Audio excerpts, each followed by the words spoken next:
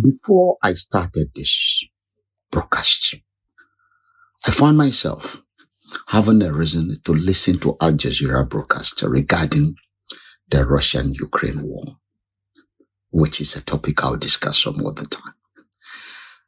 But what really made me felt good and great is the reports on the wounded soldiers of the Russian side that are going through rehabilitation and being prepared for the Paralympics game, how they go through the recovery process and everything.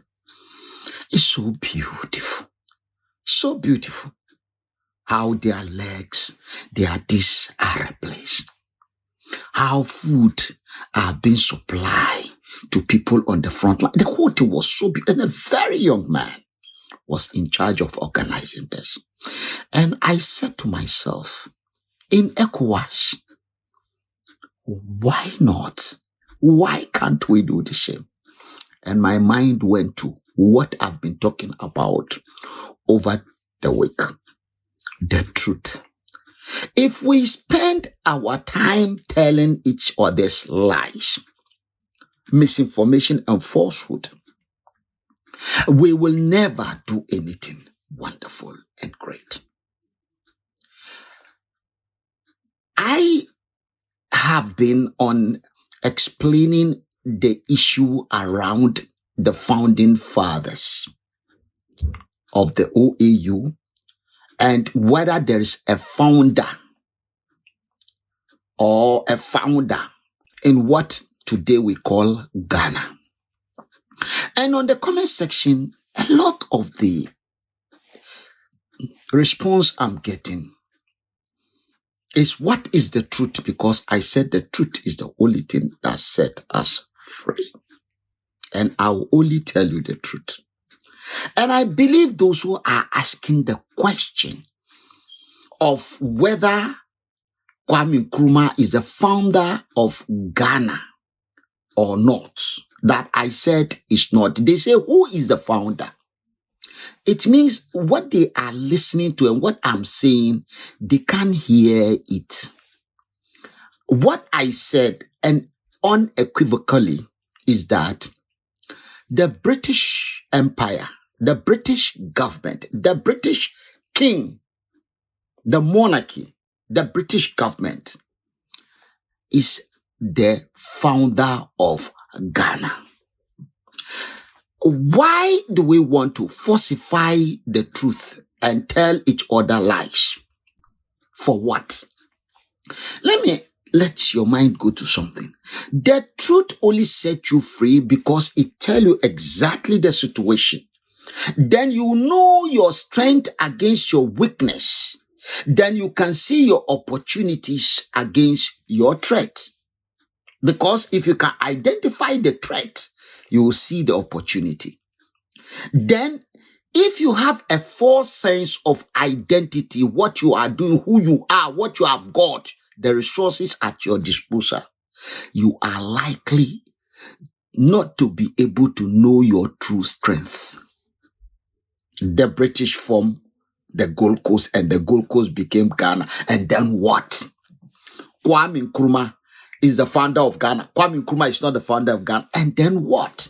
See, one is the truth that the British are those who brought Ghana, in other words, the Gold Coast, into existence. The British did. And then what? They did. So if we want to change anything, we need to know who the source of what we are dealing with. Yes.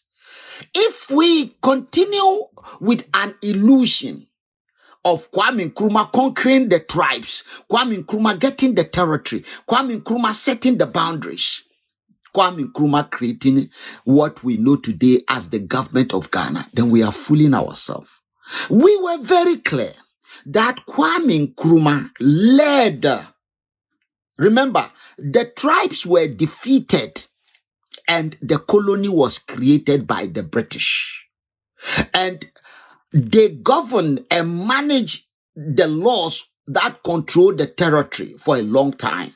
Then Kwame Nkrumah came on the stage. Kwame Nkrumah was not born at the time all these things were taking place, because in 1900 or 1902, when the Ashanti Kingdom was finally defeated and the three territories came directly under the British government, was far ago, before we learned that Kwame Nkrumah was born in 1905. 1902, 1900 is long before 1902. So if he was not there, if you don't exist, how can you create anything? You first must exist to make something exist. When you are not born, you can't create anything. You create things when you are born. And when you die, you can't be there to create it. So it's when you are alive. And let me give you a good example. Kwame Nkrumah led Ghana to independence. Kwame Nkrumah led the Togoland to be added to the Ghanaian stock when the British king have agreed who is the head of states. Kwame Nkrumah was the first prime minister and therefore the head of government, not the head of states. The king was the head of states, the head of the British monarch. Kwame Nkrumah became the prime minister as the head of government until 1960, when Ghana declared itself a republic. And that is when the head of state's role moved to Kwame Nkrumah. Now, the argument where this problem is started from somewhere. Let us go to where it started from until we ended with what the fake founders did. Right. Within the CPP, there might have been an argument on who is the founder of CPP. But the founder is very clear. Kwame Nkrumah created the CPP. He founded it. He made it. It is his life project. It's an achievement by him. He created the CPP. Then the NDC along the line came along. Remember, the UP party, right? The Dankwa Busia party. They might have been arguing whether it is Dankwa or Busia. But when Rawlings came on the stage, Jerry John Rawlings, he created something called the NDC. Remember, he started with others and removed all of them. And he's the only strong man standing. PNDC was transformed. PNDC was a military-based movement. And it was transitioned to becoming NDC, which is the political party in Ghana. There has never been an argument on who is the founder of NDC, and it is Rawlings. But Rawlings doesn't celebrate the creation of NDC because he came very, very late into the picture. After Kwame Nkrumah is gone, Busia is gone, everybody's gone. Rawlings came late. So Rawlings cannot have anything to do with who founded Ghana. Then Rawlings has 2 days they celebrate in his memory. June 4th. But June 4th and then 31st December, these 2 days, the NDC keep it going. So it's like celebrating the life and the work of Jerry John Rawlings. That is what they are technically doing. But something started happening. Kwasi Pratt has a problem with that. That even because what we celebrate in Ghana is the Independence Day of Ghana, 6th of March. Every year we mark it. When we are marking that day, one name continues to ring, and that is Kwame Nkrumah. Kwasi Pratt is not happy with that, and there is nothing like CPP Founders Day. Doesn't exist. But Rawlings have succeeded in creating something for himself. Kwasi Pratt is jealous of that. Kwasi Pratt has a problem with that. Then he saw that the psyche of Ghanaians is very low. So he started in his communist movement and socialist hooligans. He was doing his thing. But you see, he is enjoying some sympathy until something happened. He started talking about the founder of Ghana. It's like Jesus is the Son of God. Jesus is Son of Mary. Jesus is God. The argument now stood on Jesus is God. That children born now believe Jesus is God. You can't argue that anymore. Because Muhammad is not God. Jesus is God. Muhammad is a servant of God. He can be the friend of God, but Jesus is God. Exactly is the game Kwasi Pratt did. When you repeat lies over and over and over and over, it becomes the truth. But one person made it real, and that is so late Professor John Atta Mills. When Atta Mills won that election, remember, Kwasi Pratt is a Fanti. Kwame Nkrumah Nzima is part of the Fanti Confederation, like Pakwesindo. So you can see all of them, for some reason, went into the CPP. 90% of those in CPP are Fantis. So when CPP was not working, Kwasi Pratt stood for election, couldn't we? They also fled with NDC far more, because NPP is their enemy. They see NDC as an alternative.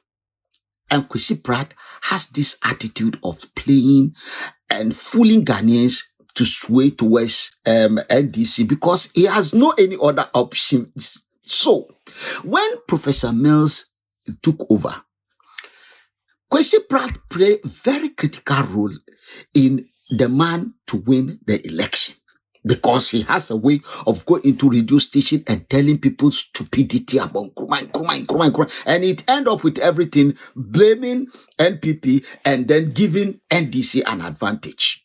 So, when Mills won, he approached Mills. He asked only one wish. And Mills said, "What is your wish?" And he said, "I want to declare one day for Founders Day, Kwame Nkrumah's Day." Professor Mills is Fanti. Kwasi Pratt is Fanti. So the Fanti team came into being. Kwame Nkrumah is Fanti. Zima is part of Fanti. And this is how they fooled Ghanaians. The president just executive power. And now we have the Founders Day. But genuinely, we don't need that, because a day is declared. Well, we have so many holidays in Ghana, isn't it? We have Islamic holiday, we have Christian holiday. Every day is holiday. Even the birth of Muhammad is holiday. The death of Muhammad is holiday. The birth of Jesus is holiday. The death of Muhammad is holiday. The death of Jesus. Even the death of idols are holiday in Ghana, and very soon more are coming. So the idea becomes, if we make that one day Kwame Nkrumah's birthday and we call it Founders Day, we celebrate another holiday. And we now have even removed Kwame Nkrumah from the level of the Rawlings, from the level of J.B. Dankwa Buzia, from the level of founding political parties to the level of founding Ghana itself. You misled Ghanaians. The truth must be told. I shall tell you the truth, whether it hurts or not, because that is what will set you free. Follow, subscribe, and more of this are coming.